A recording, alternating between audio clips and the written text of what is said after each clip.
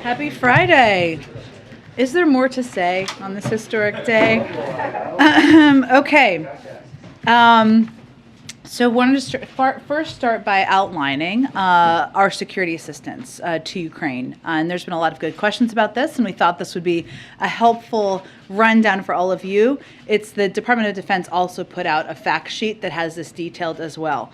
The security assistance the Biden administration is providing to Ukraine is enabling critical success on the battlefield against the Russian invading force. The number one reason that they're able to fight back is their bravery and courage. The number two reason is the security assistance that we are providing, and we are providing in coordination with our allies and partners. We're working around the clock to fulfill Ukraine's priority security assistance requests, delivering weapons from U.S. stocks when they are available and facilitating the delivery of weapons by allies and partners when their systems better suit Ukraine's needs. All of the anti-armor and anti-air systems from the two packages of security assistance the President approved in March have been delivered. We are continuing work with allies and partners to identify additional weapon systems to help the Ukrainian military defend its country. Obviously, there was the announcement about the S-300s earlier today, and our efforts to work to backfill that. At President Zelensky's request, this includes helping Ukraine acquire long-range anti-aircraft systems and munitions that they are trained to use.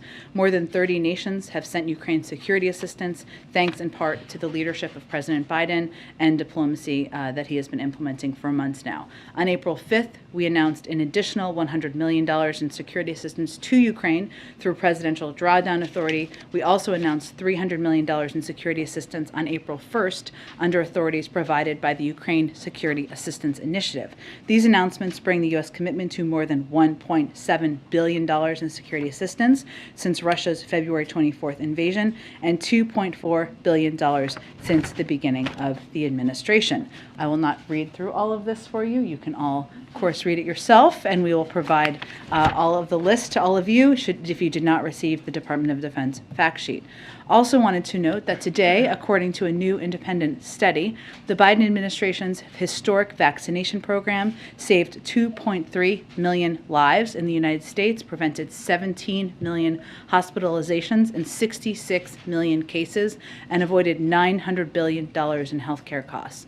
Over the past 15 months, the president has mounted a successful nationwide vaccination effort while executing a comprehensive strategy on treatments, testing, and more. As a result, schools are open, our economy is booming, and importantly, today's report shows we've spared millions of families the immeasurable loss that too many others have suffered.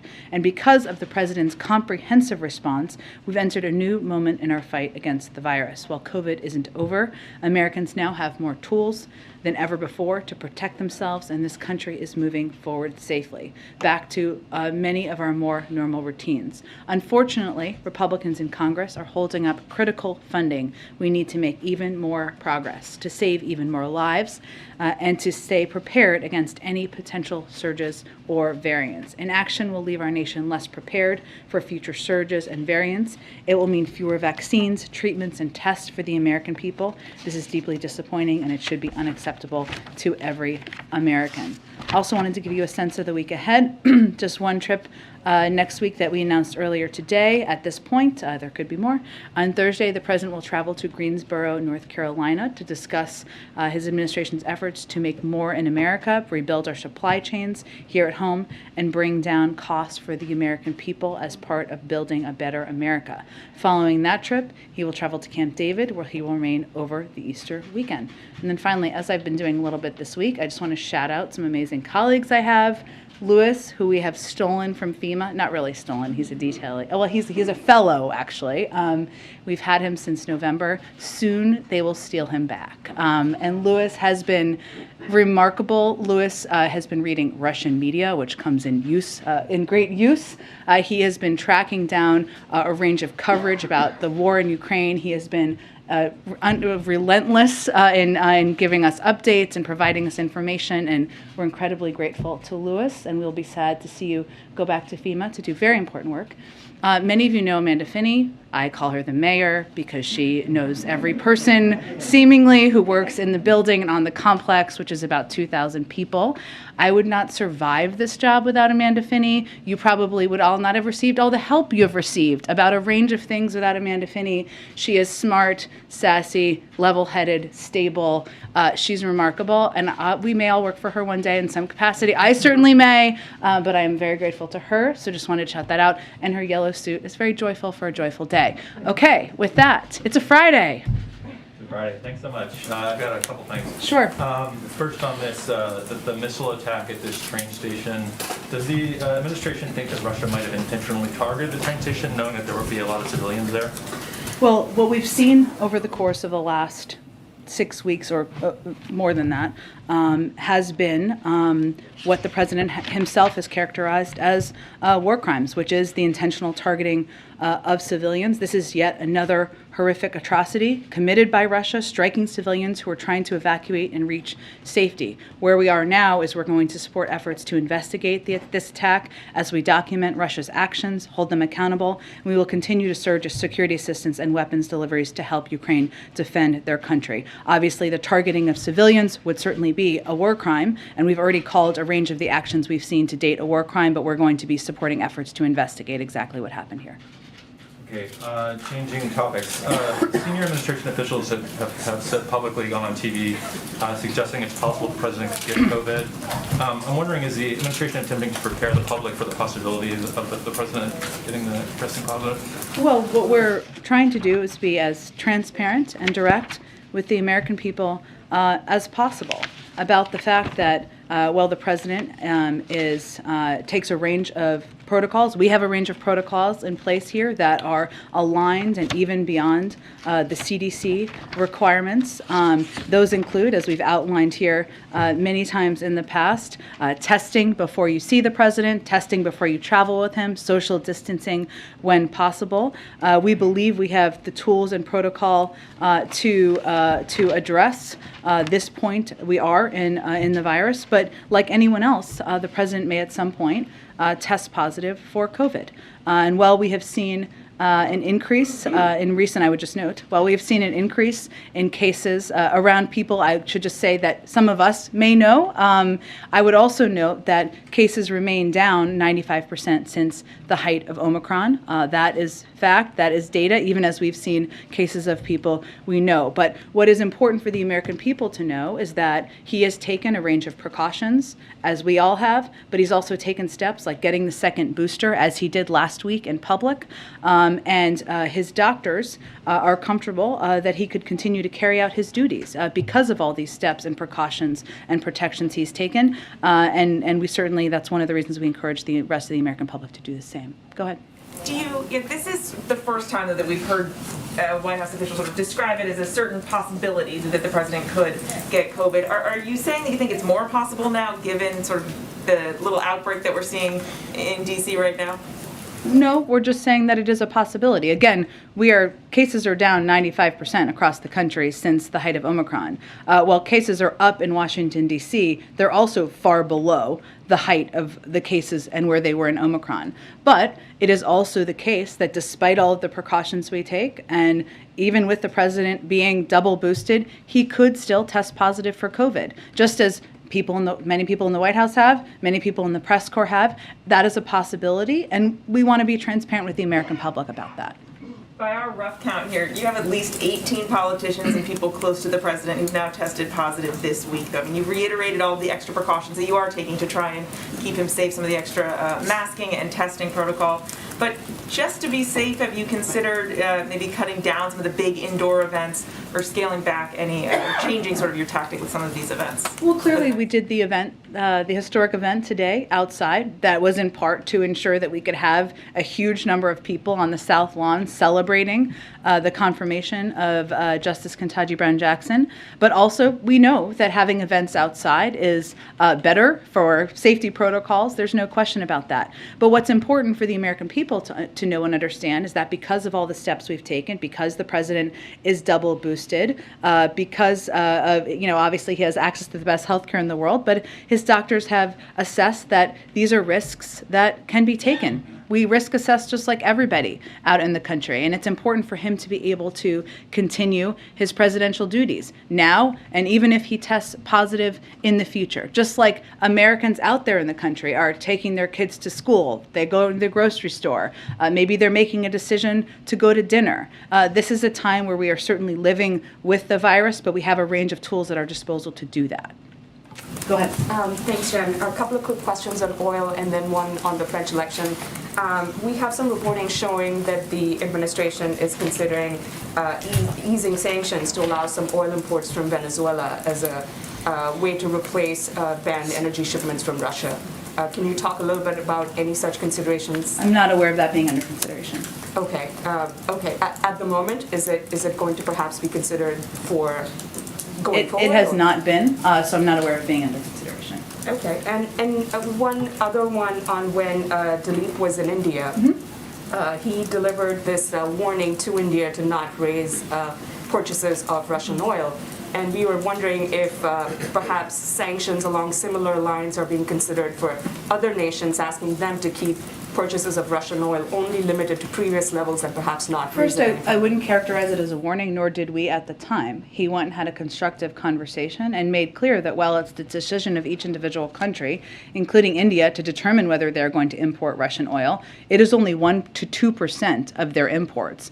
About 10% of their imports is from the United States. And so he conveyed, of course, they should abide by sanctions, which are not related to that decision, but also we would be here to help them diversify and move towards even reducing further beyond the 1 to 2%.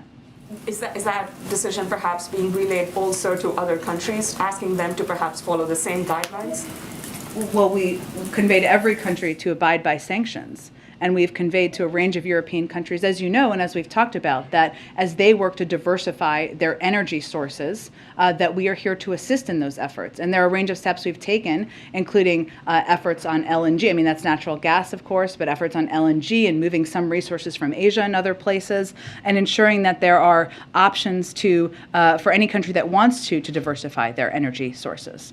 Okay, and one on the French elections. Sure. Are you watching the French elections coming up this Sunday, perhaps with any concerns, especially with the rise of Le Pen, who is a far-right candidate running against Macron? We are certainly watching the elections, but I don't have any prediction of what the outcome will be. And once there is an outcome, I'm sure we will speak to it. Go ahead. Understanding it's a fluid situation, but I think the atrocities in Bucha serve as an accelerant towards the latest sanctions package, the coordination between... That we announced 2 days ago? Yes.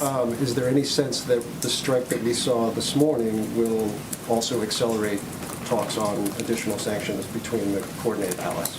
Well, I would say just to go back to a couple of days ago, that obviously the sanctions package we announced on Wednesdays with the biggest bank in Russia, Sberbank, certainly that was augmented as a result of the atrocities that we were seeing in Bucha. And what we have done to date, and we will continue to do, is look at, unfortunately, the continued atrocities that we're seeing in the country and assess how that's going to impact sanctions, consequences, and obviously additional security assistance. So that's how we've been evaluating and working with our allies to date. And I'm certain, given the video footage we've seen on airwaves across the world and photos, that this will be a part of the discussion that our national security officials are having with their counterparts moving forward. Okay. On the S-300, it's been fairly apparent for the last several weeks that was a process that you guys were engaged in. Yeah. I know you are deliberately ambiguous as to some of the other processes that may be taking place, but is it fair to say that there are multiple other tracks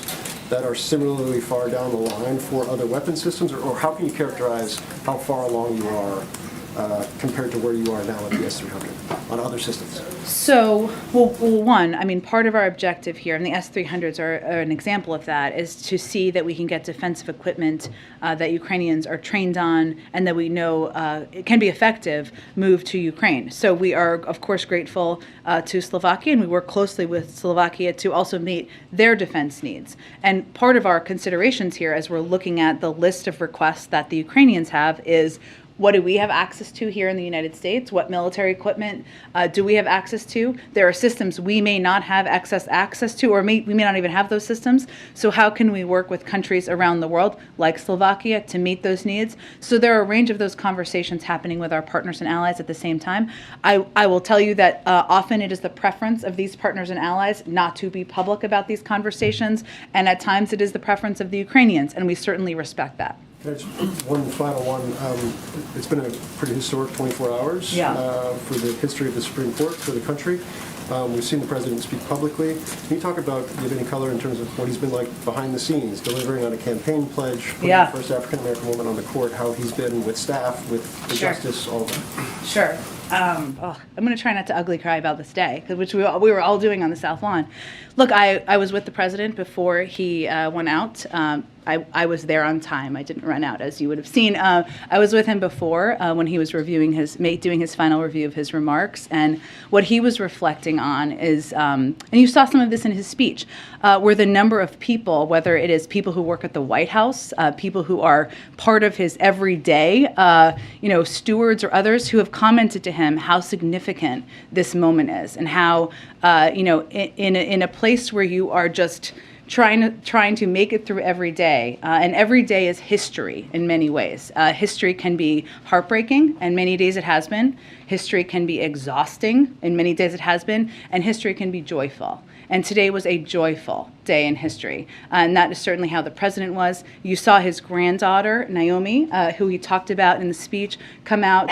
She was there also for a brief greet with Justice Jackson beforehand, and he made an effort to also introduce the new Associate Justice to some members of his close staff who just were inspired by the significance of today as well. So I would say there was a deep recognition of this moment of history, a joy in reaching it, and I think we've all been saying to each other in the hallways, no one can steal our sunshine today, because that's how everybody is feeling. Go ahead. Thank you, Jen. To follow up on that, did the president spend any time with the Jackson family before the formal event or afterward? Well, I think as we confirmed, she signed her commission, or he signed her commission, and her family was with her for that. So it was briefly before he came out to do the remarks. Okay, got it. And to follow up on a question from Katie earlier this week about other precautions that the president may or may not be taking, do you know if he is taking any monoclonal antibodies to help prevent catching COVID? Well, Evusheld is for immunocompromised. That would be the preemptive step, and he's not immunocompromised, so he's not taking Evusheld. Is he taking any other medication that might help? Like what? Well, I don't actually know. That's a great question. Other than the booster, we've heard other people taking other kinds of prophylactics to prevent it. Is he taking anything that you know of? There are not other, this is why I asked, there are not other, Evusheld is obviously one that if you're immunocompromised, is something that has been approved and recommended. Since he does not categorize that way, he isn't taking it. But other than that, the precautions we're taking are, he obviously got the booster when he was eligible last week, and we take additional steps, including testing, socially distanced meetings when possible, as well, in order to protect him as much as possible. Thank you. And then just one more on something that Samantha Power shared. Sure. She said that Russian forces have killed at least 7 journalists in Ukraine in 6 weeks, and that Putin soldiers are killing journalists at an unprecedented rate. Is there any intelligence, any information that Putin is targeting journalists? And do you have any warning that you're sharing with American journalists covering the war? Well, one, we value the role that American journalists and journalists from around the world, that felt like a direction somewhere, so, have played in bringing to light for a lot of people in this country this war, what's happening, the devastation, the horrors. It has been had a direct impact on people's emotional response in the United States. There's no question about that. We recognize the war of journalists in war zones, of course, and value it. And as you all know, we also work very closely with leaders of news organizations to ensure that they have up-to-date information to keep members of their media organizations safe. It is still a war zone, an active war zone, and we're still conveying that Americans should not be there, right, including journalists. In terms of specific targeting, we knew from the beginning, and we've talked publicly about this, of course, that President Putin and the Russian military was going to target, was intending to target, or could target civilians and others, including journalists could be part of that. But I don't have any new intelligence or anything beyond that. Thank you. Go ahead. Thanks, Jen. Is there a carve-out in CDC regulations for COVID for vice president? Tell me more, Peter. I'm sure this is going somewhere. Let's Well, see. you know, What do you got for me on a Friday? The CDC says for people exposed to COVID, up to date on their COVID-19 vaccinations, do not go to places where you are unable to wear a well-fitting mask. So why is she here at the White House today, giving the new Supreme Court justice a big hug with no mask? You mean when she gave her a hug outside? Yes. She was outside. Does the CDC say the people who are close contact can give people hugs outside? We know, Peter, that outside you can benefit significantly being outside. That's why we had the event outside today. I will tell you that the vice president has been wearing a mask inside. When there was a private greet, they were all wearing masks before they went up. She wasn't wearing a mask yesterday at the Senate. She was playing an important role in confirming or overseeing the confirmation of the first black woman to the Supreme Court. The vast majority, as was on camera, Peter, as was on camera. Let me finish my answer here, because Fox and others, I don't know actually that Fox carried it, but others did, saw that she was socially distanced from people for the vast, vast majority of her time overseeing that confirmation yesterday. So this is not a case of rules for thee, but not for VP. In fact, the vice president wore a mask inside today when she was both with the president, with her staff, other people. She was outside at the event. She was socially distanced for 99.9% of the event today, and she had an emotional moment, which is understandable. Okay, and one other topic. Following up on the smartphones that are being given to border crossers with technology so they can be tracked or so they can check in. Is there any plan to give free smartphones to U.S. citizens that want them? Should we not be tracking migrants who irregularly cross the border? I'm asking if... Or do you have an alternative suggestion for how they should be tracked? I, unfortunately, have not been asked to make U.S. immigration policy. That's not Today's your moment. Well, it'd be great if anybody that wanted a free phone and a free monthly plan could get one. So is that going to be an offer for everybody, or just people that walk into the country illegally? Well, Peter, as when we talked about this the other day, what I noted to you is that we have a range of means of tracking individuals who irregularly migrate to the country in order to ensure that they are meeting their notice to appear obligations and that they are appearing in court when they should appear in court. Phones is one of them. There are also ankle devices and a range of tracking devices. 80% of individuals of non-citizens released at the border from DHS custody under prosecutorial discretion have either received a notice to appear or are still within the window to report. So yes, there's telephonic reporting. There is SmartLink, which enables participant monitoring via smartphone. There's the global positioning system. These are the range of means with modern technology that we monitor. Last one on this. Does the president have any plans to figure out what these small towns who are bracing for a major influx in migrants next month need by making his first ever trip to the border? I have nothing to predict for you in terms of additional trips. The president will be traveling the country, but I don't have any more specifics for you at this point. Just Thanks for for the clarity, question. earlier you guys told us via pool that the president was tested negative. That was today for Yep. clarity? Okay, and so the cadence has clearly changed, right? We knew there was one on Wednesday, he was negative. Today's Friday, he tested negative. Just for keeping track of it, is it now 3 times a week, 2 times a week? Is there a way to His describe doctor it? makes an assessment on how many times he should be tested, and we do our best to provide that information to you as he's tested. And aside from the time he spent with Ketanji Brown Jackson and her family, there was no, because there's precedent to this, there was no indoor reception, indoor ceremony that existed, some kind the cameras didn't see No. before. Okay. Let me, if I can, during his remarks today, the president said something that was a bit striking. He was condemning some of the conservative Republicans and their criticisms of Judge Jackson when she was testifying recently. He said there was verbal abuse, the anger, the constant interruptions, the most vile, baseless, vile assertions and accusations. Whew. Is that a preview of messaging that we're going to hear from the president heading into the midterms? Is that a message that the White House wants to deliver and will be repeating? I don't believe that the conduct of senators at a hearing is going to be central to the president's remarks when he's out in out traveling the country, but I think what he was speaking to on a historic day is that, well, Judge Jackson was the picture, now Justice Jackson, was the picture of dignity in her hearings. Some others in the room decided to be the opposite. And he is somebody who has more experience overseeing Supreme Court hearings than anyone living. He has overseen them during Republican and Democratic presidents and expects a certain level of conduct, professionalism, and decorum. And that is not what we saw. One-off for today, as opposed to like a central theme that we'll see in terms of contrast.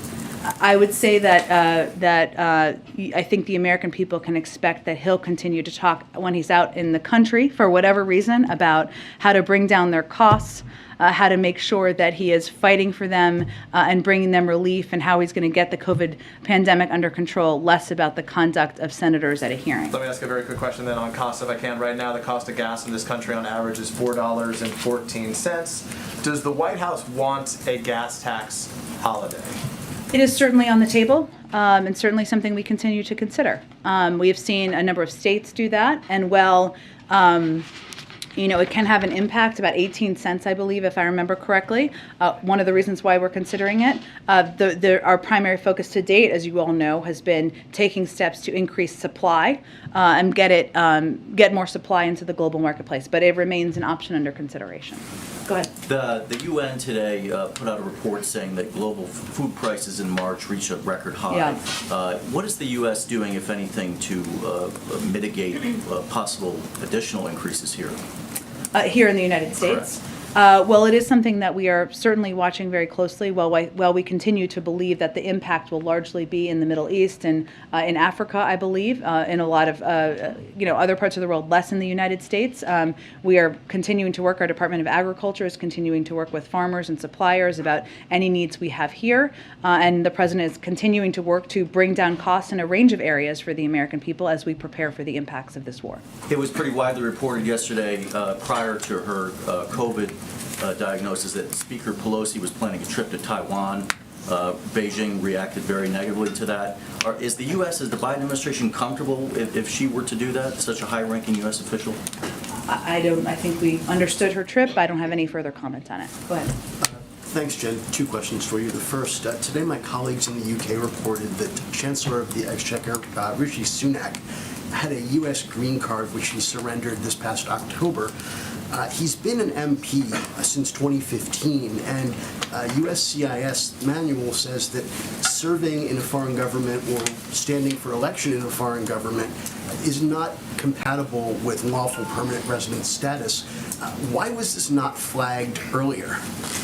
I would point you to the State Department or the Department of Homeland Security. I don't have any more comment from here. I mean, is it a problem? Does the president see it as a problem that possible for someone to serve at a high level in a foreign government and maintain lawful permanent resident status in the U.S.? I mean, what if this were someone who was serving in the Russian Duma?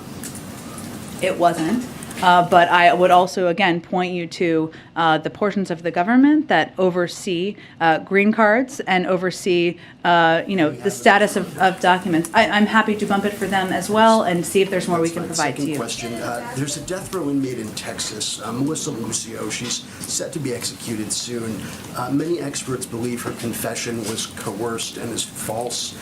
She has bipartisan support for clemency and support from the EU and many other foreign allies. Would the president consider asking Governor Abbott to intervene? Well, you know the president's position and view on the death penalty, and there's an ongoing review at the Department of Justice at a federal level. This is obviously at a state level. I don't have anything to predict Then a beyond that. follow-up. Given his commitment to police reform, would he consider asking the DOJ to prohibit police departments that receive federal funds from using the Reid technique for interrogations? It's considered to create a lot of false confessions. Well, again, I know the Department of Justice has taken a number of steps, including on chokeholds and other actions that needed to be reformed in police departments across the country. I don't have anything to preview or predict in terms of additional steps. The president supports their efforts to do more. Many of them have talked about their desire to do more, and obviously we are continuing to consider an executive order on police reform here, given there has been an inability of Congress to move forward. Go ahead. Thanks, Jen. There are some pretty desperate images coming out of Shanghai right now, which is under lockdown for COVID. of people begging for food and medicine. Is the White House monitoring that? Is there anything the U.S. can do to help the humanitarian situation there? And also on the supply chain front, is the administration aware of any further supply chain snags coming as a result of this, and how are you prepared to address them? Sure. Well, first, on the first part of your question, the State Department is closely monitoring the situation.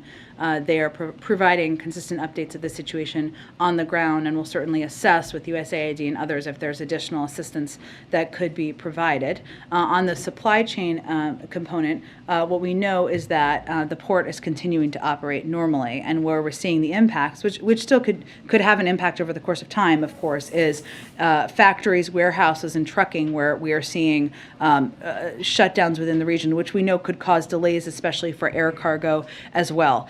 Because this is just happening, we don't have a prediction at this point on how that could impact bigger global supply chain issues. It depends on a lot of factors, how long, et cetera. But it is something we are closely monitoring, and it is something we will continue to work to address if it extends farther. And there's one more housekeeping item. Do you have a timing update on when the president might sign the trade preference bill on Russia that passed? I don't, and I know you and others have been looking for this, and let me see if I can get an answer before we all wrap up today. Go ahead. Jen, could you speak to the efficacy of sanctions? I know there was a new sanctions package rolled out this week, and initially we heard a lot from administration officials about this being a deterrent. I know that has changed, and so can you speak to sort of the end goal and what is the efficacy of sanctions? Well, I would say that we have a couple of objectives at this point as it relates to the war in Ukraine. One is to impose severe consequences, send a marker for the world and for history about the horrific nature of these atrocities. These consequences, and the second part of our objective is to ensure that these consequences are having a significant impact on the economy in Russia. We're seeing an inflationary rate of about 15%, a projection of a contraction of 15% in the Russian economy. 600 private sector companies have left Russia. We know it is having the impact that the world intended. This is the most significant coordinated set of sanctions ever done in history on this large of an economy. The third objective here is to make it much more difficult for President Putin to fund his war. And if you look back, say earlier this week, at the example of the bond payments and how Russia has basically been put in a decision of in a place where they either have to use their limited resources they have that are also being used to fund the war to prevent a default or default. That is the position they're in at this point in time, but also because we've cut them off through export controls and a number of other means, from having access to materials and technology, but also access to funds, it makes it more difficult for them to fund the war. That is part of it. And the last objective is to continue to make it clear that this is a strategic blunder, their decision to invade Ukraine, and one that will make President Putin a pariah in the world. So those are why and what we are hoping to achieve. Can I ask one follow-up? Yeah. Is there anything being done in terms of either monitoring or actually just, I guess, monitoring to take a look at the effects of sanctions on ordinary Russians, or anything that the administration is thinking to just deal with that population of people who are being affected? The Russian people, yes, you mean? Certainly we are looking at how this is impacting the Russian economy writ large, and it is certainly as inflation is going up and as the economy is contracting, that means prices will go up, and we do know there will be a broad impact. That is the fault of President Putin and the fault of President Putin invading a sovereign country. So it is important also for the Russian people to know and understand that, and we have been working through a range of means to communicate about the realities of the war and the facts of the war through Telegram, through YouTube, through a range of channels as well. Go ahead. Thanks, Jen. General Milley earlier this week talked about the possibility of building permanent U.S. bases on NATO's eastern flank. I wonder with what seriousness the White House has given that, or as you look long-term at the war in Ukraine, whether shoring up the eastern flank with permanent bases is something that's been considered. There'll continue to be a range of discussions, but I have nothing beyond what General Milley said. Can I ask one more question? I wanted to go a little deeper on the French elections. Sure. Does the White House worry that the election of Le Pen could, destabilize the NATO alliance or make it difficult, being that she's, come out with pro-Russian statements? well, I'm just not going to get ahead of an election in a foreign country, and obviously we will watch it closely, and I'm sure we'll have more to speak to once the results are concluded. Go ahead. Thanks, Jen. What can you tell us about the multiple Secret Service agents who have been suspended or removed from the President, Vice President, and First Lady's detail pending this investigation of two men impersonating officers of law enforcement? Not much from here. I can point you to the Secret Service, and obviously the FBI is overseeing the investigation. Is there a broader concern in the administration that these principals, is there concern that they're not being protected effectively? Can you speak at all to that, or? As I said yesterday, the President remains confident in the leader of the Secret Service, and beyond that, I would point you to the Secret Service and to the FBI. And then I guess just on the invitations you issued to Republicans who voted to confirm Justice Jackson. I know one of them has COVID, but did you hear from the other two, Senator Murkowski and Romney? I know the President went a little further to talk about Senator Romney's father today at his speech. Did the White House hear from the Republicans who were invited today? Why didn't they come? I would point you to their offices to speak to that. I mean, it doesn't change the President's gratitude to them for bucking the trend in their party of not supporting an eminently qualified nominee, and they did that, and it was something he wanted to call out today and express his gratitude. Thank you. Yeah, thank you, Jen. I'm wondering what the White House's reaction is to yesterday's UN vote to suspend Russia from the UN Human Rights Council. The fact that there were 58 nations that abstained from taking a vote, and that on top of the other 24 nations that voted against it. Although there was, more, obviously the majority of countries did vote to suspend Russia. Do you think that this, that many abstentions, that many people sitting on the sidelines of this shows that the entire world really isn't unified around condemning these actions by Russia? Well, a win required 2/3 present and voting, and that is exactly what happened, and far beyond that.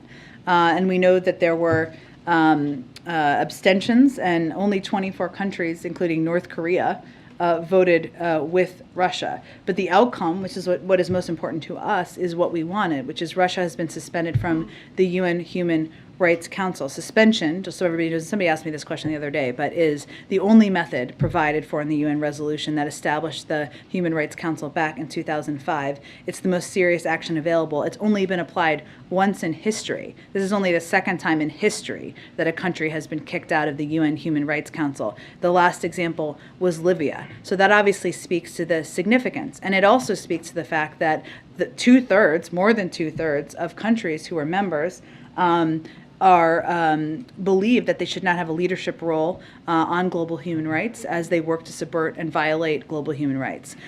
This also means that once suspended, Russia will not be able to vote against future actions during subsequent Human Rights Council sessions. And so to us, it is significant, only the second time in history, and it speaks to the global outrage in response to these atrocities. But are there any concerns that nearly 60 nations decided not to weigh in on this matter? Again, our focus is on the fact that it was a win. For only the second time in history was a country suspended from the UN Human Rights Council. Another question. Does President Biden still intend to attend the White House Correspondents Association dinner here later this month in a couple weeks? We haven't announced his plans to attend or anything about his schedule, so I don't have any update on that today. All right. Go ahead, Karen. Thanks, Jen. Just some follow-ups to things that came up. Sure. To follow up on Peter's question about the testing cadence, you guys have told us about negative tests on Monday, Wednesday, Friday. Should we expect that the president would get tested on Sunday, 2 days later? I would say I don't have a prediction of that. His doctor makes an assessment of when he should be tested and how often and what the cadence should be. It's not always exactly the same, but we will provide information to you when he tests negative. Okay. Or either way, of course, yes. And to follow up on Katie's question, did the president talk to any of the senators, Romney, Murkowski, and Collins, after their vote yesterday on Ketanji Brown? I don't have any update on that from here. Okay, and when he said he hoped he didn't get them in trouble today, when he referenced them, what did he mean by that? I think he meant he recognizes that the vast majority of the other members of their party voted a different way. Go ahead.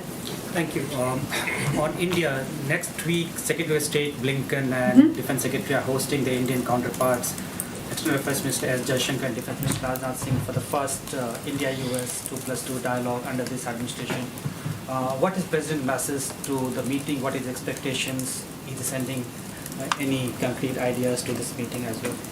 President Biden believes our partnership with India is one of the most important relationships we have in the world. As you know, he met with Prime Minister Modi and other Quad leaders in March. He expects that at this 2+2, Secretary Blinken and Secretary Austin will continue driving forward our work with India and our shared goals in the Indo-Pacific region and around the world. We also believe both sides will continue our close consultations on the consequences of President Putin's brutal war against Ukraine and mitigating the impact by addressing energy and food prices. Obviously, it could cover a range of topics, so we expect that to be a central one. And secondly, given the U.S. frustrating experience it is having in the UN Security Council, where one country is coming out and vetoing all the issues related to Ukraine, what is President's thoughts on the reforms in the UN Security Council itself? Well, I know a question has been asked about whether Russia could be kicked out of being a permanent member. We don't anticipate that happening. But obviously the step taken yesterday to suspend Russia from the UN Human Rights Council is an indication of the global response and horror at the atrocities we've seen happen on the ground in Ukraine. But beyond that, I don't have any other predictions of reforms. Should there be individual veto or group veto inside the Security Council? Again, I understand your questions, but I don't have any predictions or calls for that at this point in time. Go ahead, Francesca. Okay, we'll just do a few more. Go ahead. Thanks, Jen. Since his State of the Union address, the president has only made a handful of domestic trips. We've talked in here before about how he'd like to get back into the community and have a chance to interact with the American people. Is the current COVID wave getting in the way of his travel plans? No, I expect he's going to travel a bunch in the next few weeks. Okay, and you had mentioned that you will be going to North Carolina, and you didn't have too much more to add on that. But might the president, while he's in Greensboro, be visiting one of the area's two historically black colleges and universities? I don't have more details at this point in time. As they get finalized, I'm sure we'll share them with all of you. Go ahead. Thanks, Jen. I have a two-part question on student loans. Yep. Last year, President Biden directed the Department of Education to create a report on whether he has presidential authority to unilaterally do a broad cancellation of debt. I don't believe that's ever been made public, and as you're looking at loan extensions or loan pause extensions, can we anticipate seeing a release of that report? And secondly, as you've talked about how the president wants to lower costs for Americans. Borrowers have expressed stress, anxiety about these short-term extensions. What's your message to them? I think our message to them is that not a single person has paid a dime on their student loans since the president took office. And he's continued to evaluate and assess with the Department of Education and other policymakers in the administration what the needs are to lower costs for people, including people who have student loans and do feel stressed, even as the economy is continuing to recover, but as we see costs too high in some areas. On the first question, I don't have any update on that. I would tell you that if Congress were to send him a bill to cancel his $10,000 in student loans, in student debt, he'd be happy to sign it. Go ahead. Last one. Go ahead. Thank you. Well, Rachel Wallace, who was the general counsel of the Science Office, who the White House found had been bullied by Dr. Lander, has been told that she will not be getting her job back as general counsel. Why? I'm not aware of this personnel update. I'd have to check on it. I'm happy to do that, and we will get you back a comment. Right. Then a follow-up. Yesterday you said, when asked about Vice President Harris's and the mask at the Senate, you said that she would follow CDC protocols at the event today. CDC protocols clearly say you should be wearing a mask. Doesn't distinguish between outside and inside.